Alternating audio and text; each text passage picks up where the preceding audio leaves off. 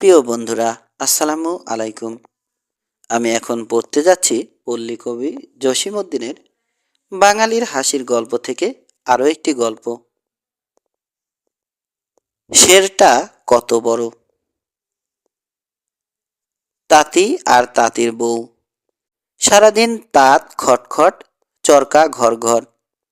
সকাল হইতে সন্ধ্যা এদের কাজের বিরাম নাই। কিন্তু এত কাজ করিয়াও পেট ভরিয়া খাইতে পায় না। তাঁতের কাপড় বিক্রি করিয়া অতি সামান্যই তাহারা আয় করে। একদিন তাঁতির বউ তাঁতিকে ডাকিয়া বলিল, দেখো, আমাদের বাড়ির কাছে চাচিরা কত সুখে আছে। তাদের ক্ষেতে ধান হয়, কাউন হয়, আরো কত রকমের ফসল হয়। এসব দিয়ে গৃহস্থ বউরা 12 মাসে 13 রকমের পিঠা করে। তুমি এক কাজ করো, এই তাঁত খুঁটি বেচিয়া বাজার হইতে বীজ ধান কিনিয়া আনো। আমাদের বাড়ির কাছের ওই জমিটায় আমরা ধান বুনিয়া দিব। তাঁতি বলিল, বউ, তুই খুব ভালো ভালো পরামর্শ দিয়াছিস। আমাদের ক্ষেতে যখন ধান হইবে তখন কি মজাই না হইবে। নতুন ধান বানিয়া তুই কি কি পিঠা বানাইবি? তাঁতির বউ বলে, চিতই পিঠা, পাটিসাপটা পিঠা, বড়া পিঠা। শুনিয়া তাঁতির জিহ্বায় পানি আসে আর কি। বলো তো খোকা খুকুরা, তাঁতির বউ আর কি কি পিঠা বানাইবে? যে আগে বলিতে পারিবে তারই জিত। মহা উৎসাহে তাঁতি তার তাঁত খুঁটি মাথায় করিয়া হাটে চলিল। অনেক দরদস্তু করিয়া সে পাশিকাতে সেই তাঁত খুঁটি বিক্রি করিল। তারপর যাকে দেখে তাকেই জিজ্ঞাসা করে, তোমার কাছে বীজ ধান আছে? বেনেতি দোকানে, ওষুধের দোকানে যাইয়া সে জিজ্ঞাসা করে, পাশিকার বীজ ধান দিতে পারো ভাই? সবাই ঠাট্টা করিয়া তাঁতিকে তাড়াইয়া দেয়। বীজ ধান তো আর যেখানে সেখানে যার তার কাছে পাওয়া যায় না। আগেকার দিনে হাটে বাজারে দু একজন ট্যাটন থাকিত। লোক ঠকাইয়া তাহারা টাকা পয়সা উপার্জন করিত। তাঁতি এমনই এক ট্যাটনের কাছে বীজ ধানের খোঁজ করিতেই সে তাঁতিকে খুব আদর করিয়া হাটের বাহিরে একটি চষা ক্ষেতের কাছে লইয়া গেল। চাষিরা চষা ক্ষেত হইতে ঘাসের শিকড় বাকড় কুড়াইয়া এক জায়গায় জড়ো করিয়াছিল। উদ্দেশ্য ছিল এগুলি রৌদ্রে শুকাইয়া আগুন দিয়ে পুড়াইয়া ফেলিবে, তাহাতে সেই শিকড় বাকড়গুলি হইতে ঘাসের চারা গজাইবে না। সেই চালাক ট্যাটন বোকা তাঁতির নিকট হইতে 5 সিকি দাম লইয়া 1 বস্তা ঘাসের শিকড় বাকড় বিক্রি করিল, আর বলিয়া দিল, তোমার জমিটা খুব ভালো করিয়া চষিয়া এগুলি বুনিয়া দিও, খুব ভালো ফসল হইবে। মনের আনন্দে নাচিতে নাচিতে তাঁতি সেই শিকড় বাকড়ের বস্তা মাথায় করিয়া বাড়ি ফিরিল।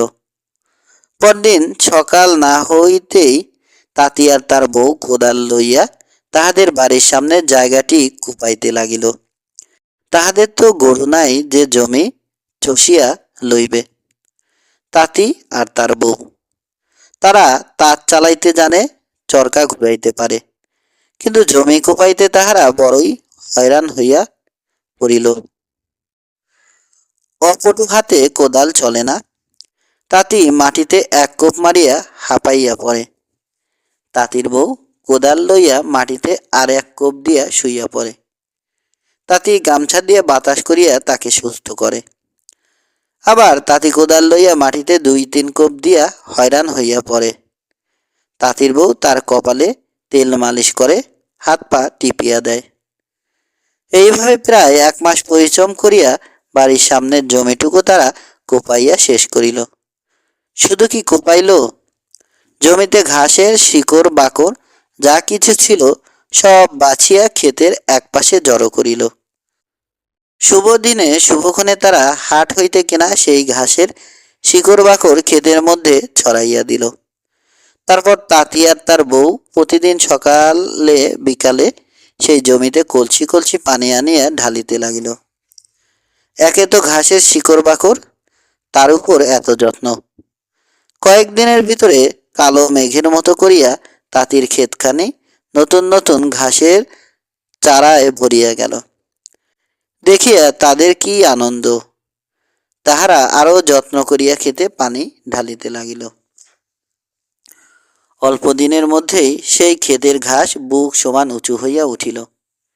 তাঁতি আর তার বউ মনের খুশিতে সেই ক্ষেতের চারপাশ ঘুরিয়া নাচে আর গান করে। ভোর হইতেই তাঁতি ছুটিয়া আসে তার ক্ষেত দেখিতে। সেদিন আসিয়া দেখে কি, কার যেন গরু আসিয়া ক্ষেতের ধান খাইয়া গিয়াছে। সারাদিন অনেক জল্পনা কল্পনা করিয়া তাঁতি রাত জাগিয়া ক্ষেত পাহারা দিতে লাগিল। রাত যখন ভোর হয় এমন সময় তাঁতি দেখে কি, কার যেন একটা গরু আসিয়া তার ক্ষেতের ধান খাইতেছে। তাঁতি তাড়াতাড়ি যাইয়া গরুটির লেজ ধরিয়া ফেলিল।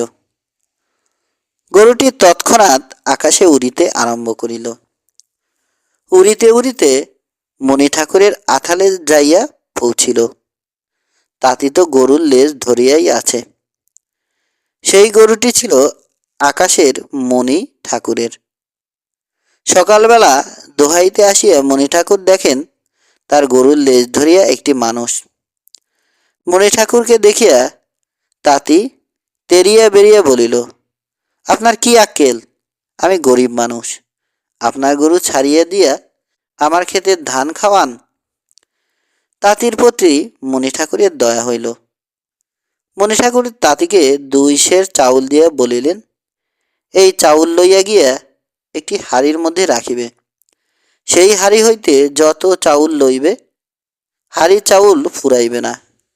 কিন্তু সাবধান, হাড়ির চাউল যদি কাউকে ধার দিবে, তবে কিন্তু চাউল আর বাড়িবে না। আমার গরুকে তোমার খেতে যাইতে দিও, তাকে ঘাস খাইতে বাধা দিও না। সন্ধ্যা হইলে মণি ঠাকুরের দেওয়া সেই চাউল গামছায় বাঁধিয়া গরুর লেজ ধরিয়া তাঁতি বাড়ি ফিরিয়া আসিল।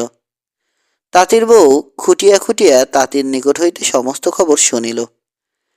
তারপর প্রতিদিন সেই হাড়ি হইতে চাউল লইয়া তাঁতি আর তাঁতির বউ ভাত রাঁধিয়া পেট ভরিয়া খায়। মনের আনন্দে তাঁতির বউ পিঠা তৈরি করে। আজ এ পিঠা, কাল সে পিঠা। অল্প দিনের মধ্যে তাহাদের নাদুস নদুস চেহারা হইয়া উঠিল। বাড়ির কাছে এক গেরস্থের বউ। সে বলে, দেখো রে, তাঁতির বউ রোজ আসিত আমার কাছে এটা ওটা ধার করিতে, ভাতের ফেন লইয়া যাইতে। কিন্তু আজ 1 মাসের মধ্যে তাঁতির বউ আমাদের বাড়িতে আসে না। ওদের চেহারাও তো বেশ মোটাসোটা হইয়া উঠিয়াছে। না খাওয়া মানুষের মতো লাগে না। ইহার কারণ কি? গেরস্থ বউ তাঁতির বাড়িতে আসিল। তাঁতি যদিও বউকে বারণ করিয়া দিয়াছিল মণি ঠাকুরের ব্যাপারটা কাউকে না বলিতে, কিন্তু তাঁতির বউ এত বড় ঘটনাটা কি করিয়া পেটে হজম করিতে পারে? আজ গৃহস্থ বউকে কাছে পাইয়া এ কথা ও কথার পরে সে মণি ঠাকুরের ব্যাপারটা সব খুলিয়া বলিল। অনেকক্ষণ গাল গল্প করিয়া তাঁতির বউ গৃহস্থের বউকে বলিল, একটা কথা, আমাদের কাছে কোনোদিন চাউল ধার নিতে আসিবে না। যদি কাউকে চাউল ধার দেই, তবে আর হাড়ির চাউল বাড়িবে না। পরের ভালো কে দেখিতে পারে? তাঁতিদের এই উন্নতি দেখিয়া গেরস্থের বউ তো হিংসায় জ্বলিয়া পুড়িয়া মরে। সে পরদিন আসিয়া বলিল, বলি বউ, আমাকে 1 সের চাউল ধার দাও। তাঁতি বউ বলিল, না, তা দিতে পারিব না। তোমাকে ধার দিলে হাড়ির চাউল আর বাড়িবে না।